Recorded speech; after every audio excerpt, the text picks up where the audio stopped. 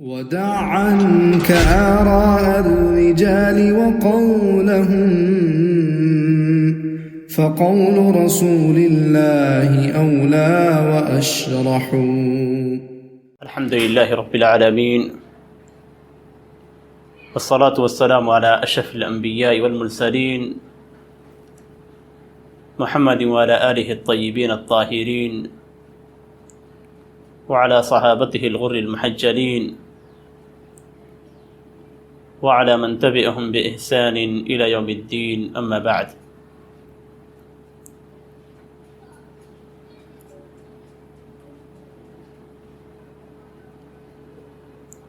محمد بن عبد الوهاب رحمه الله العالم المجدد شیخ الاسلام اپنی کتاب مسائل الجاہلیہ میں جاہلیت کے مسائل میں سے پہلا مسئلہ اولیاء اور صالحین کو پکارنا.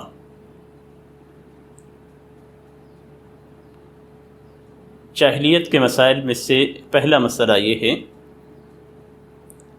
کہ جاہلیت کے افراد، جاہلیت میں رہنے والے افراد اسلام کے آنے سے پہلے لوگ اولیاء اور صالحین کو پکارتے تھے. یعنی جب وہ اللہ تبارک و تعالیٰ سے دعا کرتے تھے، اللہ تبارک و تعالیٰ کی عبادت کرتے تھے، تو اس عبادت کے اندر وہ صالحین، بزرگ، نیک لوگ اور اولیاء کو شریک کرتے تھے. ان کی عبادت ہی یہی تھی کہ وہ عبادت اللہ تبارک و تعالیٰ کی کرتے تھے، اللہ تبارک و تعالیٰ سے دعا کرتے تھے، اللہ تبارک و تعالیٰ کو پکارتے تھے، لیکن اس عبادت کے اندر، اس سے دعا کے اندر وہ بزرگوں کو، نیک افراد کو اور صالحین اور اولیاء کو وہ شریک ٹھہراتے تھے. اور یہ شرکت کس انداز کی تھی، ان کا یہ شرک کس انداز کا تھا کہ وہ اللہ تبارک و تعالیٰ کے نزدیک ان اولیاء اور صالحین کی شفاعت کی امید رکھتے تھے. وہ چاہتے تھے کہ یہ لوگ اللہ کے نزدیک ہماری سفارش کریں، اللہ کے پاس ہماری سفارش کریں، اور یہی حقیقت میں ان کی عبادت تھی. اس عبادت پہ اگر غور سے دیکھا جائے تو ہمیں مل جائے گا کہ اسلام لانے سے پہلے نبی اکرم صلی اللہ علیہ وسلم کو جس ماحول میں بھیجا گیا تھا، اس ماحول میں اہل مکہ کا شرک اسی انداز کا تھا کہ اہل مکہ اور ان کے علاوہ عرب کے اندر پھیلے ہوئے مشرکین، بلکہ دنیا کے اندر پھیلے ہوئے مشرکین بتوں کی عبادت کرتے تھے، درختوں کی عبادت کرتے تھے، قبروں کی عبادت کرتے تھے، اور جن بتوں کو انہوں نے مقرر کر رکھا تھا یہ بت نیک اور صالح تھے.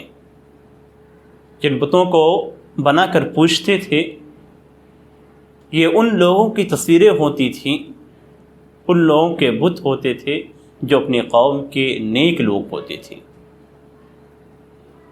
جیسا کہ حضرت ابن عباس رضی اللہ تعالیٰ عنہ سے وَقَالُوا لَا تَذَرُنَّ آلِهَتَكُمْ وَلَا تَذَرُنَّ وَدًّا وَلَا سُوَاعًا وَلَا يَغُوثَ وَيَعُوقَ وَنَسْرًا وَقَدْ أَضَلُّوا كَثِيرًا. ان ناموں کے بارے میں حضرت ابن عباس رضی اللہ تعالیٰ عنہ کہتے ہیں کہ یہ اپنے قوم کے نیک لوگ تھے، اپنی قوم کے بزرگ لوگ تھے. اپنی قوم کے اولیاء تھے، یہ اپنی قوم کے نیک لوگ تھے۔ جب یہ لوگ انتقال کر گئے تو شیطان ان کی قوم کے خواب میں آیا، اور آنے کے بعد ان کے ذہن میں یہ بات ڈالی کہ تمہارے یہ 9 لوگ اس دنیا سے رخصت ہو چکے ہیں، تو اب ایسا کرو کہ ان کے مجسمے تیار کر لو، ان کے بت تیار کر لو۔ بت کا مطلب یہ کہ مجسمے تیار کر لو، شکلیں تیار کر لو، اور جن جگہوں پہ جیسے آج کے زمانے میں مسلمانوں کے لیے مساجد ہیں، اسی طریقے سے ان کے عبادت کی جگہوں میں ان کے مجسمے رکھ دیے جائیں، تو جب لوگ اس عبادت کی جگہ میں داخل ہوں گے تو لوگ ان کے مجسمے کو دیکھ کر ان کی عبادتوں کو، ان کے عبادت کے طریقوں کو یاد کریں گے، تو اسی جیسی عبادت کریں گے۔ اس لیے کہ یہ افراد فوراً انتقال کر چکے تھے، اور انتقال کرنے کی وجہ سے ان کے قوم کے لوگوں کو بہت زیادہ غم ہوا، بہت زیادہ افسوس ہوا کہ ہمارے قوم کے نیک لوگ تھے، یہ سب گزر گئے۔ تو ان کی عبادتوں کو یاد کر کے ان جیسی تم عبادت کرنا۔ شیطان کے حربے بھی بڑے عجیب سے ہوتے ہیں، بھلائی کے راستے سے بھی گمراہ کرتا ہے اور شہوات کے راستے سے بھی گمراہ کرتا ہے، شبہات کے راستے سے بھی، شہوات کے راستے سے بھی، یہ دونوں راستے اس کے پاس ہوتے ہیں۔ یعنی بھلائی کا جذبہ ابھار کے لوگوں کو گمراہ کرنا، یہ شیطان کے گمراہ کرنے کی ٹیکنیک ہے۔ تو شیطان ان کے خوابوں میں آیا، انہیں کہا کہ ان کے مجسمے تیار کر لو، اور جہاں پہ یہ بات کرتے تھے ان جگہوں پہ ان مجسمے کو نصب کر دو، اور جیسے یہ عبادت کرتے تھے اس طریقے سے تم عبادت کرو۔ سلسلہ چلتا رہا، ایک نسل گزر گئی، دوسری نسل گزری، آگے آنے والی نسلوں نے یہ سمجھا کہ ہمارے آبا و اجداد انہی مجسموں کی عبادت کرتے تھے۔ اس طریقے سے بت پرستی کو رواج ملا۔ لوگوں نے سمجھا کہ ہمارے آبا و اجداد انہی بزرگوں کو پوجتے تھے، انہی بزرگوں کی عبادت کرتے تھے، اس لیے ان لوگوں نے بھی انہی کی عبادت شروع کر دی۔ اور اس طریقے سے سورۃ نوح کے اندر جن بتوں کا تذکرہ کیا گیا ہے، جنہیں قوم نوح نے اپنی عبادت کے لیے مقرر کیا تھا، جن کی قوم نوح عبادت کرتے تھے، ان کا ذکر اللہ تبارک تعالیٰ نے قرآن مجید کے اندر سورہ نوح کے اندر ذکر کیا ہے۔ وَقَالُوا لَا تَذَرُنَّ آلِهَتَكُمْ، کہ مشرکین نے اپنی قوم سے کہا کہ تم اپنے معبودوں کو نہیں چھوڑنا، وَلَا تَذَرُنَّ وَدًّا وَلَا سُوَاعًا وَلَا يَغُوثَ وَيَعُوقَ وَنَسْرًا، کہ ود کو نہیں چھوڑنا، یغوث کو نہیں چھوڑنا، یعوق کو نہیں چھوڑنا، نصر کو نہیں چھوڑنا، سواع کو نہیں چھوڑنا۔ وَقَدْ أَضَلُّوا كَثِيرًا، ان لوگوں نے بہت سارے لوگوں کو گمراہ کیا ہے۔ تو نہ چھوڑنے کا مطلب یہ تھا کہ ان کی عبادت پہ ڈٹے رہنا اور انہیں معبود مانتے رہنا، جبکہ نوح علیہ السلام ایک اللہ تبارک و تعالیٰ کی عبادت کی دعوت دیتے تھے۔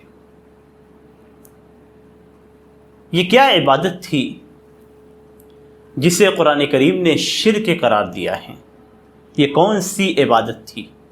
یہ جاہلیت کا کون سا مسئلہ تھا جس کو مؤلف نے سب سے پہلے ذکر کیا ہے؟ حقیقت میں یہی وہ بڑا مسئلہ ہے جو اسلام اور کفر کے درمیان تفریق کرنے والا ہے۔ یہ مسئلہ کیا ہے؟ شرک کا کیا یہی مطلب ہوتا ہے کہ اللہ تبارک و تعالیٰ کو بالکلیہ چھوڑ دیا جائے اور بتوں کی عبادت کرنی رہے؟ اللہ تبارک و تعالیٰ کے تعلق سے ربوبیت کا بھی عقیدہ نہ رکھا جائے، اللہ تبارک و تعالیٰ کو رب نہ مانا جائے، اللہ تبارک و تعالیٰ کو عبادت کے لائق نہ مانا جائے؟ کیا یہی حقیقت میں شرک ہے؟ یہ شرک ہے، یہ شرک ہے۔ کہ اللہ تبارک و تعالیٰ کو بالکلیہ چھوڑ کر کسی اور کی عبادت کی جائے، وہ کفر ہیں اللہ تبارک و تعالیٰ کے ساتھ۔ لیکن اگر اللہ کی عبادت کی جاتی ہے، اس کے ساتھ دوسرے کی عبادت کی جاتی ہے، تو یہ بھی شرک ہے۔ جو عبادتیں ہم اللہ تبارک و تعالیٰ کے لیے کرتے ہیں، اگر ہم انہیں غیر اللہ کے لیے کریں تو یہ اللہ تبارک و تعالیٰ کے ساتھ شرک ہیں۔ مختلف قسم کے کفریات اور شرکیات اس دنیا کے اندر پائے جاتے ہیں۔ اہل مکہ کا کیا شرک تھا؟ اہل مکہ کا شرک یہ تھا کہ وہ ان بتوں کو اللہ اور اپنے درمیان وسیلہ بناتے تھے۔ ان بتوں کو اللہ اور اپنے درمیان وسیلہ بناتے تھے، اور اسی کو اللہ تبارک و تعالیٰ نے قرآن کریم کے اندر ذکر کیا ہے۔ وَيَعْبُدُونَ مِن دُونِ اللَّهِ مَا لَا يَضُرُّهُمْ وَلَا يَنفَعُهُمْ وَيَقُولُونَ هَؤُلَاءِ شُفَعَاؤُنَا عِندَ اللَّهِ کہ یہ لوگ اللہ کے علاوہ ایسی چیزوں کی عبادت کرتے ہیں جو چیزیں ان کو نفع بھی نہیں پہنچا سکتی ہیں، نقصان بھی نہیں پہنچا سکتی ہیں، جو نہ انہیں نقصان پہنچا سکتی ہیں اور نہ ہی نفع دے سکتی ہیں، یعنی نفع اور نقصان کے مالک نہیں ہیں۔ اور یہ ان لوگوں کے بارے میں کہتے ہیں کہ ہؤلاء شفعاؤنا عند اللہ، کہ یہ اللہ تبارک و تعالیٰ کے یہاں ہمارے سفارشی ہیں، ہماری سفارش کریں گے اللہ تبارک و تعالیٰ کے یہاں۔ تو اللہ کیا اقرار کرتے تھے؟ اللہ تبارک و تعالیٰ کے عبادت کے لائق ہونے کا اقرار کرتے تھے، ان باتوں کا اقرار تھا، لیکن ان کی عبادت کیا تھی؟ وَيَقُولُونَ هَؤُلَاءِ شُفَعَاؤُنَا عِندَ اللَّهِ، یہی ان کی عبادت تھی۔ ان کی عبادت کیا تھی؟ کہ یہ اللہ تبارک و تعالیٰ کو رب مانتے تھے، خالق مانتے تھے، مدبر مانتے تھے، اس کائنات کا مالک مانتے تھے، لیکن اس کے ساتھ ساتھ یہ ان بتوں کو پکارتے تھے اس لیے کہ یہ بت ہمارے اور اللہ کے درمیان سفارشی بنیں گے، واسطہ بنیں گے، وسیلہ بنیں گے، درمیان کا فرد بنیں گے، اور یہ ہماری باتیں لے کر اللہ تک پہنچا دیں گے۔ کیوں؟ اس لیے کہ یہ بزرگ ہیں، یہ نیک لوگ ہیں، یہ اللہ کے قریبی ہیں، تو ان کا مرتبہ اللہ سے بہت قریب ہے، یہ اللہ سے بہت قریب ہے، اللہ کے محبوب بندے ہیں، اللہ کے برگزیدہ بندے ہیں، یہ نیک لوگ ہیں، اس لیے ان کا مقام اللہ تبارک و تعالیٰ کے یہاں بہت زیادہ ہے۔ تو جب مقام زیادہ ہے تو یہ ہماری سفارش کریں گے تو اللہ تبارک و تعالیٰ ان کی باتوں کو قبول کرے گا۔ یہ کفار مکہ کا شرک تھا، جس شرک کو مٹانے کے لیے اللہ تبارک و تعالیٰ نے نبی اکرم صلی اللہ علیہ وسلم کو بھیجا تھا۔ حقیقت میں شرک کو سمجھنے کی ضرورت ہے، اسی لیے جاہلیت کے مسائل پڑھائے جاتے ہیں، جاہلیت کے مسائل بیان کیے جاتے ہیں، تاکہ معلوم ہو کہ حقیقت میں اسلام کس ماحول میں آیا اور حقیقت میں اسلام کس چیز کو مٹانے کے لیے آیا۔ ہم شرک سنتے ہیں، توحید کو بھی سنتے ہیں، لیکن شرک کیا ہے، حقیقت میں توحید حقیقت میں کیا ہے، اسلام کیا ہے، کفر کیا ہے، اسلام کیا ہے، شرک کیا ہے، یہ چیز ہمیں سمجھنے کی ضرورت ہے۔ اگر ہم اہل مکہ کے شرک کو دیکھیں جس کو اللہ تعالیٰ نے قرآن مجید کے اندر ذکر کیا ہے، تو ہمیں معلوم ہو جائے گا کہ وہ شرک آج ہم مسلمانوں کے درمیان پایا جاتا ہے، اور اس کی وجہ یہی ہے کہ ہم اہل مکہ کے شرک کو نہیں پہچان سکے، جس شرک کو مٹانے کے لیے اللہ کے رسول صلی اللہ علیہ وسلم آئے تھے، اس شرک کو ہم نہیں سمجھ سکے، ہم اس اسلام کو حقیقت میں نہیں سمجھ سکے جو اسلام اس شرک کو ختم کرنے کے لیے آیا ہوا تھا۔ قرآن کریم کے اندر بالکل صاف الفاظ میں کہا گیا ہے، وَيَعْبُدُونَ مِن دُونِ اللَّهِ مَا لَا يَضُرُّهُمْ وَلَا يَنفَعُهُمْ وَيَقُولُونَ هَؤُلَاءِ شُفَعَاؤُنَا عِندَ اللَّهِ، کہ اللہ کے علاوہ ایسے لوگوں کی عبادت کرتے ہیں جو نہ نقصان پہنچا سکتے ہیں نہ ہی فائدہ پہنچا سکتے ہیں، اس لیے کہ بتوں کے اندر ایسی کوئی شکتی نہیں ہے کہ وہ کسی کو نقصان پہنچا سکے یا کسی کو فائدہ پہنچا سکے۔ اور یہ لوگ کیا کہتے ہیں ان کے بارے میں کہ یہ لوگ اللہ تبارک و تعالیٰ کے یہاں ہمارے سفارشی ہیں، اور یہ سفارش ہماری کریں گے تو اللہ کے یہاں سفارش قبول ہوگی۔ اب اس کا موازنہ ہم آج کے دور کے مسلمانوں سے کریں، یہ یاد رکھیں کہ جن بتوں کی طرف اشارہ کیا گیا ہے قرآن کریم کے اندر، جو بڑے بڑے معبودوں کا نام لیا گیا ہے، افرأیتم اللات والعزی ومناۃ الثالثۃ الاخری، سورۃ النجم کے اندر اللہ تعالیٰ نے ذکر کیا ہے کہ مجھے بتائیے لات اور عزیٰ کے بارے میں تمہارا کیا خیال ہے۔ اور منات کے تعلق سے، اس میں لات کے تعلق سے ذکر کیا جاتا ہے کہ لات ایک نیک آدمی تھا، لات ایک نیک آدمی تھا جو حاجیوں کو ستو گھول کر پلایا کرتا تھا۔ جو طائف کے راستے پہ بیٹھتا، لوگ طائف کے راستے سے جب حج کرنے کے لیے جاتے تو ستو، جو اس زمانے میں غذائیت کے لیے معروف تھا، ستو گھولتا اور گھول کر لوگوں کو پلاتا تھا۔ ستو گھولنے کو عربی میں لات سے تعبیر، گھولنے والے کو لات سے تعبیر کیا تھا، لات ریتو، گھولنا۔ تو اس عمل کو، اس بہترین نیک کام کو انجام دیتا تھا۔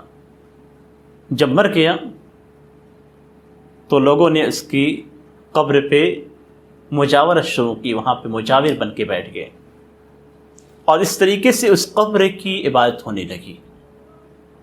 بعض روایات میں قبر کی صراحت ہے، بعض تفاسیر کے اندر قبر کی صراحت ہے کہ لات ایک قبر تھی۔ تو لات جو مشرکین کے بڑے بتوں میں سے ہیں، نیک فرد تھا، انتقال کے بعد لوگ اس کے پاس جا کر اسے پکارتے تھے اور اسے سفارشی بناتے تھے، اور یہی چیز آج کے مسلمانوں کے اندر ہی پائی جاتی ہے۔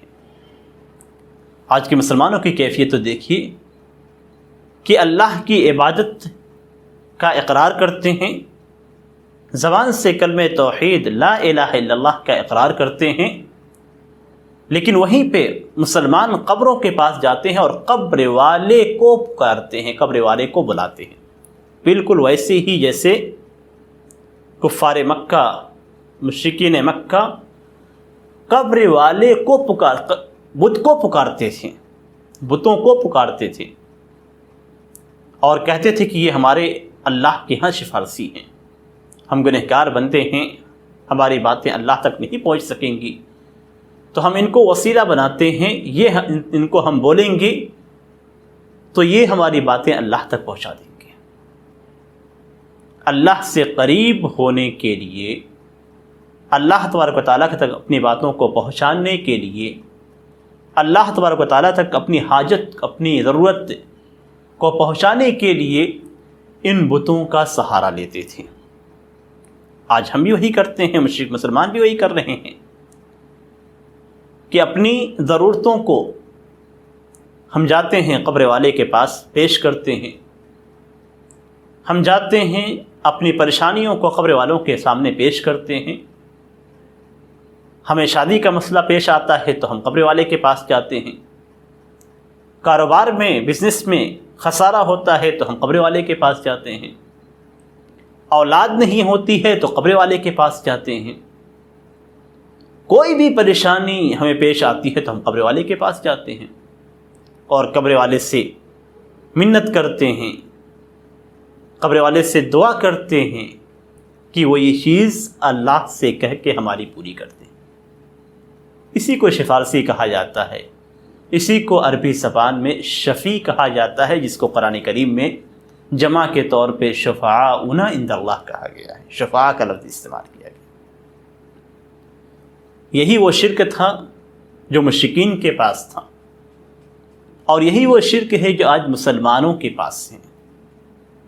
اللہ تبارک و تعالیٰ نے سورۃ الزمر آیت نمبر 3 میں فرمایا والذین اتخذوا من دونه اولیاء ما نعبدهم الا ليقربونا الى اللہ زلفیٰ، جن لوگوں نے اللہ تبارک و تعالیٰ کے علاوہ اولیاء بنایا ہے، یہی لفظ آج ہم قبر والوں کے تعلق سے استعمال کرتے ہیں کہ یہ بزرگ ہیں، یہ اولیاء ہیں، اور ان کی بہت بڑی صفات کو، بڑی صفات کو، بڑے مناقب کو ہم ذکر کرتے ہیں۔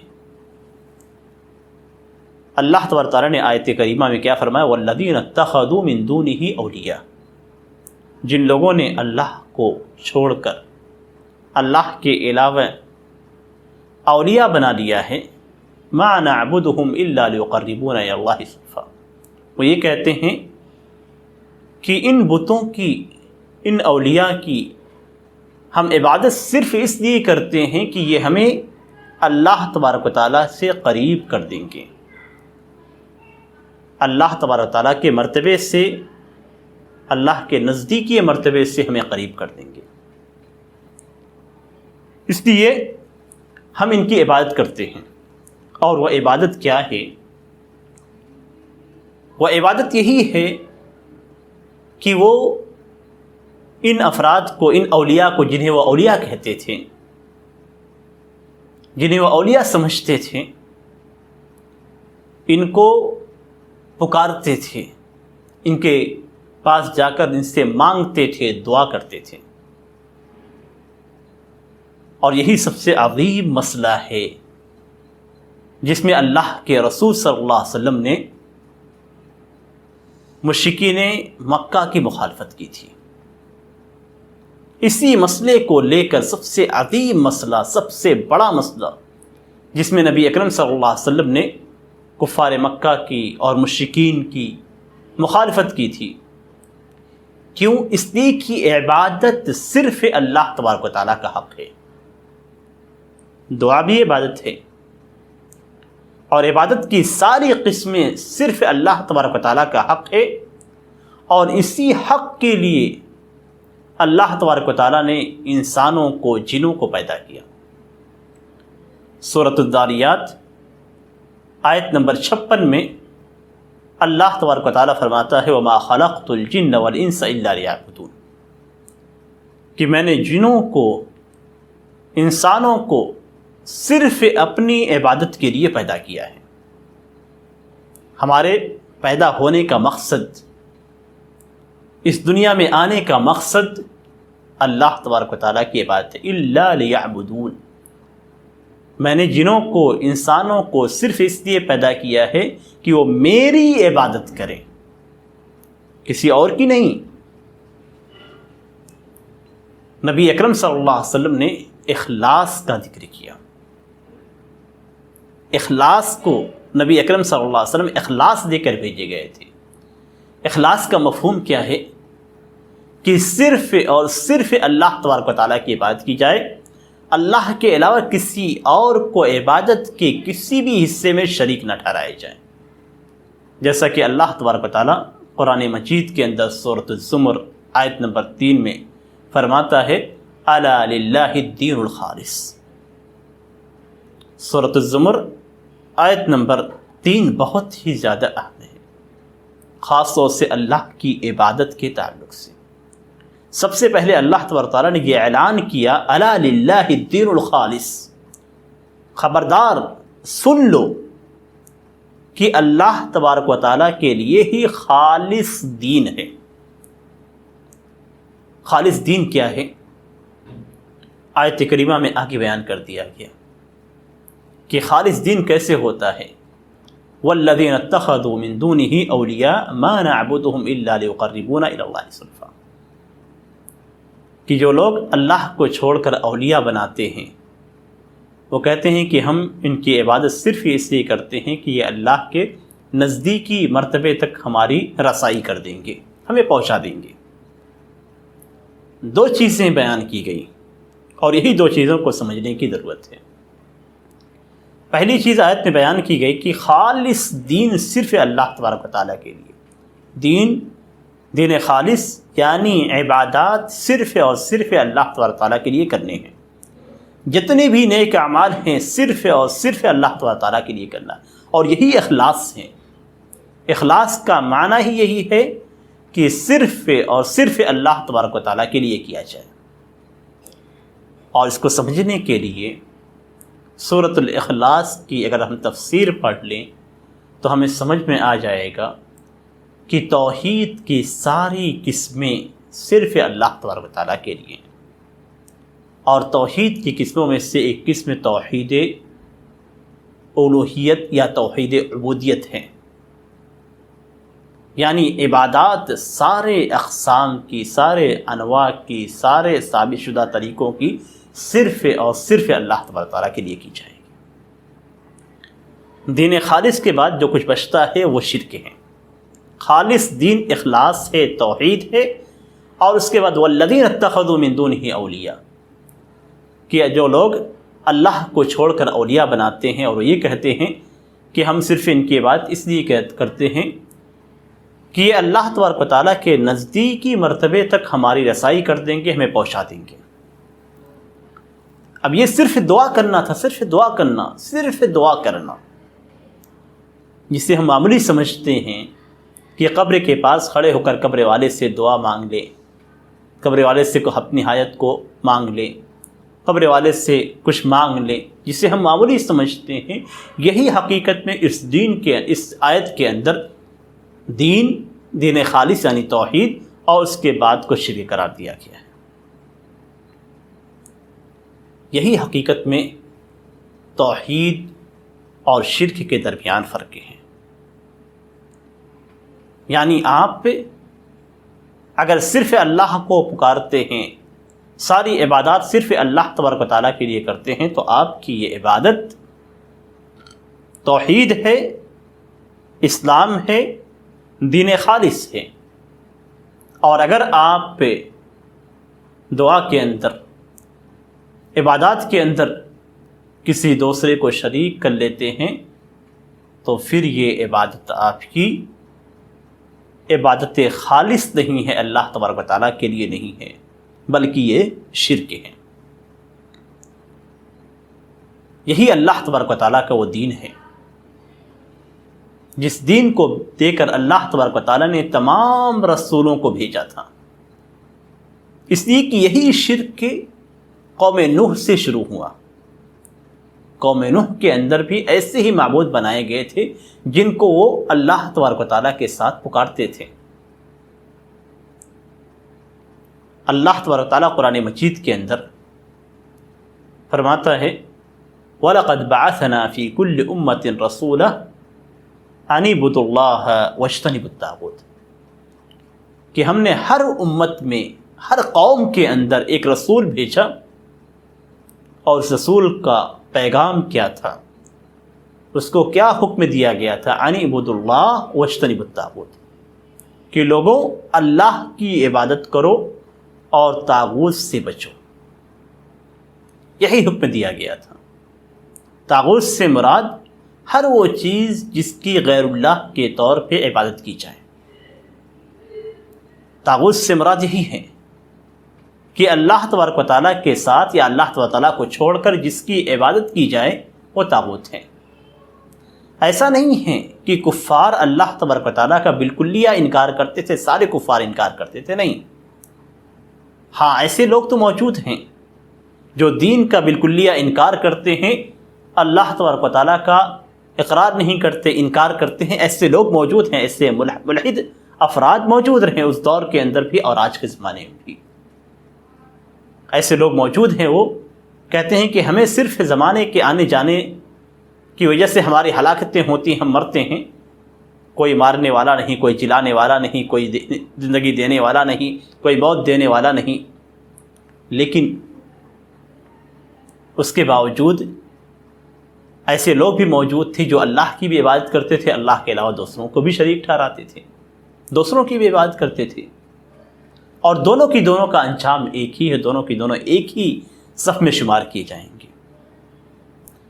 جتنے انبیاء کرام تھے، سارے انبیاء کرام نے شرک کو مٹانے کے لیے، اللہ کی عبادت میں کسی کو شریک ٹھہرانے سے منع کرنے کے لیے ہی بھیجے گئے تھے۔ سارے انبیاء کرام کا، سارے رسولوں کا پیغام یہی تھا۔ اللہ تبارک و تعالیٰ نے قرآن مجید کے اندر حضرت عیسیٰ بن مریم کے تعلق سے ذکر کیا ہے، لقد کفر الذین قالوا ان اللہ هو المسیح ابن مریم وقال المسیح یا بنی اسرائیل اعبدوا اللہ ربی وربکم۔ جو لوگ یہ کہتے ہیں کہ اللہ ہی مسیح مریم ہے، مسیح ابن مریم ہے، ان لوگوں نے کفر کیا، یہ لوگ کافر ہو گئے۔ جبکہ مسیح بن مریم کا پیغام کیا تھا کہ اے بنی اسرائیل، اللہ کی عبادت کرو جو میرا اور تمہارا رب ہے۔ یہ حضرت مسیح علیہ السلام کا پیغام تھا کہ صرف اللہ کی عبادت کی جائے، اللہ تبارک و تعالیٰ کے علاوہ کسی اور کو شریک نہ ٹھہرایا جائے۔ جبکہ بعد کے لوگوں نے کیا کہا کہ مسیح ابن مریم ہی اللہ ہیں، اور بعض آیات کے اندر ان اللہ ثالث ثلاثہ کہا گیا، ان کو بھی کفر کا مرتکب قرار دیا گیا۔ حالانکہ حضرت عیسیٰ علیہ السلام نے اپنی قوم کو یہی پیغام دیا تھا کہ صرف اللہ کی عبادت کرو، جیسا کہ سورۃ المائدہ آیت نمبر 117 میں اللہ تبارک تعالیٰ حضرت عیسیٰ علیہ السلام کا قول نقل کرتا ہے، ما قلت لهم الا ما امرتنی به ان اعبدوا اللہ ربی وربکم، کہ میں نے تو ان سے صرف یہی کہا تھا، وہی بات کہی تھی جس کا اے رب تو نے مجھے حکم دیا تھا کہ اللہ کی عبادت کرو جو میرا اور تمہارا رب ہے۔ یہی پیغام حضرت نوح علیہ السلام کا تھا، جیسا کہ سورۃ الاعراف آیت نمبر 59 میں اللہ تعالیٰ فرماتا ہے، لقد ارسلنا نوحا الى قومه فقال یا قوم اعبدوا اللہ ما لکم من الہ غیرہ۔ ہم نے نوح کو ان کے قوم کی جانب بھیجا تو انہوں نے یہ پیغام دیا کہ اے میرے قوم کے لوگ، اللہ کی عبادت کرو، اللہ کے علاوہ تمہارا کوئی معبود نہیں ہے، کوئی بھی اللہ تبارک تعالیٰ کے علاوہ عبادت کے لائق نہیں ہے۔ یہی پیغام حضرت ہود علیہ السلام کا تھا، جیسا کہ سورۃ الاعراف آیت نمبر 65 میں اللہ تبارک تعالیٰ فرماتا ہے، وَإِلَىٰ عَادٍ أَخَاهُمْ هُودًا قَالَ يَا قَوْمِ اعْبُدُوا اللَّهَ مَا لَكُم مِّنْ إِلَٰهٍ غَيْرُهُ۔ ہم نے قوم عاد کی جانب ان کے قبیلے کے فرد ہود کو بھیجا، انہوں نے یہ پیغام دیا کہ اے میری قوم، اللہ کی عبادت کرو، تمہارے لیے اللہ کے علاوہ کوئی دوسرا معبود نہیں ہے۔ یہی بات حضرت صالح علیہ السلام نے اپنی قوم سمود سے کہی، جیسا کہ سورۃ الاعراف آیت نمبر 73 میں اللہ تبارک تعالیٰ فرماتا ہے، وَإِلَىٰ ثَمُودَ أَخَاهُمْ صَالِحًا قَالَ يَا قَوْمِ اعْبُدُوا اللَّهَ مَا لَكُم مِّنْ إِلَٰهٍ غَيْرُهُ۔ اور ثمود کی جانب ان کے قبیلے کے فرد صالح کو ہم نے بھیجا تو انہوں نے کہا کہ اے میری قوم کے لوگ، اللہ کی عبادت کرو، تمہارے لیے اس کے علاوہ کوئی دوسرا معبود نہیں ہے۔ یہی پیغام حضرت ابراہیم علیہ السلام کا تھا، جیسا کہ سورۃ العنکبوت آیت نمبر 16 میں اللہ تعالیٰ فرماتا ہے، وَإِبْرَاهِيمَ إِذْ قَالَ لِقَوْمِهِ اعْبُدُوا اللَّهَ وَاتَّقُوهُ ذَلِكُمْ خَيْرٌ لَكُمْ إِن كُنتُمْ تَعْلَمُونَ۔ اور ابراہیم کو یاد کرو جب انہوں نے کہا کہ انہوں نے اپنی قوم سے کہا کہ اللہ کی عبادت کرو، اسی سے ڈرو، یہ تمہارے لیے بہتر ہے اگر تم جانتے ہو۔ تو یہ سارے انبیاء کرام کا پیغام تھا۔ قرآن کریم کی بہت ساری آیات کے اندر اللہ تبارک و تعالیٰ نے مختلف انبیاء کی قول کو نقل کیا ہے کہ انہوں نے اپنی قوم کو صرف یہی پیغام دیا، اسی کی دعوت کی جانب انہیں اسی چیز کی دعوت اپنی قوم کو انہوں نے دی۔ دعوت کیا تھی کہ صرف اللہ کی عبادت کرو، اس کے علاوہ کوئی معبود نہیں ہے۔ معبود سے مراد کیا ہے؟ وہی کہ آپ اللہ کو چھوڑ کر کسی اور کو کی عبادت کریں، یا اللہ اور اپنے درمیان کسی کو وسیلہ بنا کر اس کے سامنے اپنی حاجت کو پیش کرے، اپنی ضرورت کو پیش کرے، اس سے دعا کریں۔ اللہ تبارک و تعالیٰ صرف خالص اعمال کو قبول کرتا ہے، خالص اعمال کو قبول کرتا ہے۔ خالص عمل نہیں ہے تو اللہ تبارک و تعالیٰ اس عمل کو قبول ہی نہیں کرتا۔ سورہ غافر آیت نمبر 65 اور 66 میں اللہ تبارک و تعالیٰ فرماتا ہے هو الحی لا الہ الا هو فادعوه مخلصین له الدین الحمد للہ رب العالمین قل انی نہیت ان اعبد الذین تدعون من دون اللہ لما جاءنی البینات من ربی وامرت ان اسلم لرب العالمین۔ اللہ تبارک و تعالیٰ ہمیشہ زندہ رہنے والا ہے، اس کے علاوہ کوئی دوسرا معبود نہیں ہے، اللہ کے علاوہ کوئی دوسرا معبود برحق نہیں ہے۔ اسی کو پکارو، دین کو اس کے لیے خالص کرتے ہوئے۔ تمام تعریف اللہ رب العالمین کے لیے ہے۔ آپ کہہ دیجئے کہ مجھے منع کیا گیا ہے کہ میں ان لوگوں کی عبادت کرو جن کو تم اللہ تبارک و تعالیٰ کے علاوہ پکارتے ہو، جبکہ میرے پاس میرے رب کی جانب سے واضح دلیلیں آ چکی ہیں۔ مجھے حکم دیا گیا ہے کہ میں رب العالمین کی طرف اپنے چہرے کو پھیر دوں، اپنے آپ کو سونپ دوں۔ ایک دوسری آیت کے اندر بھی اللہ تبارک و تعالیٰ نے اخلاص کا حکم دیا ہے۔ سورہ بینہ آیت نمبر 5 میں اللہ تبارک و تعالیٰ فرماتا ہے وَمَا أُمِرُوا إِلَّا لِيَعْبُدُوا اللَّهَ مُخْلِصِينَ لَهُ الدِّينَ۔ انہیں صرف اسی بات کا حکم دیا گیا ہے کہ وہ اللہ تبارک و تعالیٰ کے لیے دین کو خالص کرتے ہوئے عبادت کریں، اللہ کی عبادت اخلاص کے ساتھ ہو، وہ عبادت صرف اللہ تبارک و تعالیٰ کے لیے ہو۔ اگر اللہ کی عبادت میں کسی کو شریک ٹھہرایا گیا، کسی کو شامل کیا گیا، اللہ کو سے بھی دعا کی گئی اور دوسرے سے بھی دعا کی گئی، تو وہ چیز اللہ تبارک و تعالیٰ کو پسند نہیں ہے۔ اللہ تبارک و تعالیٰ ایسی عبادت کو قبول نہیں کرتا ہے۔ ایسی چیزوں کو اللہ تبارک و تعالیٰ پسندیدگی کی نگاہ سے نہیں دیکھتا ہے۔ اسی لیے صحیح مسلم کے اندر، صحیح مسلم حدیث نمبر 2985 میں حضرت ابو ہریرہ رضی اللہ تعالیٰ عنہ کی حدیث ہے۔ وہ کہتے ہیں کہ رسول اللہ صلی اللہ علیہ وسلم فرماتے ہیں قال اللہ تبارک و تعالی انا اغنى الشرکاء عن الشرک من عمل عملا اشرک فیہ معی غیری ترکتہ وشرکہ۔ اللہ تبارک تعالیٰ فرماتا ہے کہ جتنے بھی شرکاء پائے جاتے ہیں، آپس میں ایک دوسرے کے پارٹنرز پائے جاتے ہیں، میں تمام شرکاء میں شرک سے سب سے زیادہ بے نیاز ہوں۔ مجھے کسی کے کوئی شریک کرنے کی ضرورت نہیں ہے۔ کسی نے اگر کوئی ایسا عمل کیا جس میں میرے ساتھ میرے علاوہ کسی دوسرے کو شریک ٹھہرایا تو میں اس سے اور اس کے شرک دونوں کو چھوڑ دیتا ہوں۔ مجھے نہیں ضرورت ہے کسی ایسی چیز کی۔ اللہ تبارک و تعالیٰ کو ہماری عبادتوں کی ضرورت نہیں ہے۔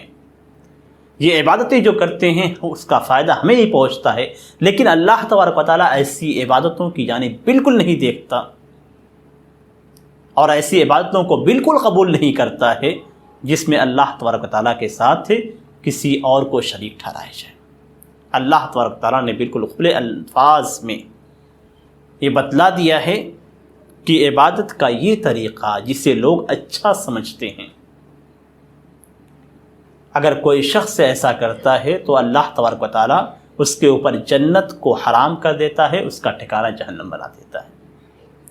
قرآن کریم کے اندر اللہ تبارک و تعالیٰ نے سورۃ المائدہ آیت نمبر 72 میں بالکل واضح انداز میں فرما دیا ہے اِنَّهُ مَن يُشْرِكْ بِاللَّهِ فَقَدْ حَرَّمَ اللَّهُ عَلَيْهِ الْجَنَّةَ وَمَأْوَاهُ النَّارُ وَمَا لِلظَّالِمِينَ مِنْ أَنصَارٍ، کہ جو اللہ تبارک و تعالیٰ کے ساتھ شرک کرے گا، اور شرک کی تفصیل پیچھے بتلائی جا چکی ہے کہ اس کی صورت کیا ہے اور کس انداز میں ہمارے درمیان پائی جاتی ہے۔ جو شخص اللہ تبارک و تعالیٰ کے ساتھ شرک کرے گا، اللہ تبارک و تعالیٰ نے اس کے اوپر جنت کو حرام کر دیا ہے، اس کا ٹھکانہ جہنم ہے، اور ظالمین یعنی شرک کرنے والوں کی کوئی مدد کرنے والا نہیں ہے۔ یہی وہ مسئلہ ہے جس مسئلے کی وجہ سے پورے لوگ تقسیم ہیں، کچھ مسلمان ہیں اور کافر ہیں۔ یہی وہ بنیاد ہے جس کی وجہ سے مشرکین اور مسلمانوں کے درمیان دشمنی واقع ہوئی ہے۔ اسی مسئلے کو لے کر جنگیں ہوئیں، اسی مسئلے کو لے کر جہاد کو مشروع کیا گیا۔ یہی وہ مسئلہ ہے، یہی وہ بنیاد ہے جس پہ لوگ بٹے ہوئے ہیں، مسلمان ہیں، کافر ہیں۔ اسی وجہ سے اللہ تبارک و تعالیٰ نے یہ آیت کریمہ نازل کی، وَقَاتِلُوهُمْ حَتَّى لَا تَكُونَ فِتْنَةٌ وَيَكُونُ الدِّينُ كُلُّهُ لِلَّهِ، کہ ان سے قتال کرو یہاں تک کہ فتنہ باقی نہ رہے اور سارا دین اللہ تبارک و تعالیٰ کے لیے ہو۔ اسی وجہ سے نبی اکرم صلی اللہ علیہ وسلم نے مشرکین سے جنگیں کی، غزوات کی تفصیل آپ کے سامنے ہیں۔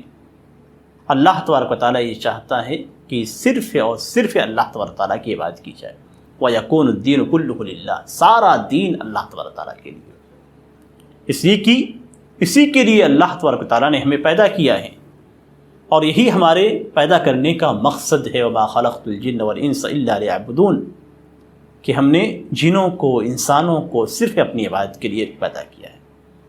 اس مسئلے کو سمجھنے کی ضرورت ہے، اور اسی مسئلے کی وجہ سے ہم مسلمان ہیں یا ہم مسلمان نہیں ہیں۔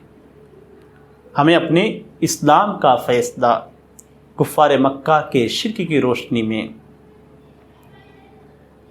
شرک کی حقیقت کو جان کر ہمیں اپنے ایمان اور اسلام کو پہچاننا چاہیے کہ ہم مسلمان ہیں، ہم مومن ہیں، ہمارے پاس اسلام ہے، ہمارے پاس ایمان ہے، ہمارے پاس توحید ہے۔ یا ایسا تو نہیں کہ صرف ہم اندھیرے میں ہیں، ہم نے یہ سوچ کر رکھا ہے کہ ہم مسلمان ہیں اور ہمیں یہ معلوم نہیں کہ حقیقت میں اسلام کس ماحول میں آیا، ہمیں یہ بھی معلوم نہیں کہ توحید کیا ہے، ہمیں یہ بھی معلوم نہیں کہ ہم شرک کا ارتکاب کر رہے ہیں، ہمیں یہ بھی معلوم نہیں کہ ہم وہی شرک کر رہے ہیں جو اہل مکہ کر رہے ہیں۔ اس لیے ہمیں اس مسئلے کو بھی سمجھنے کی ضرورت ہے، اس پہ غور کرنے کی ضرورت ہے۔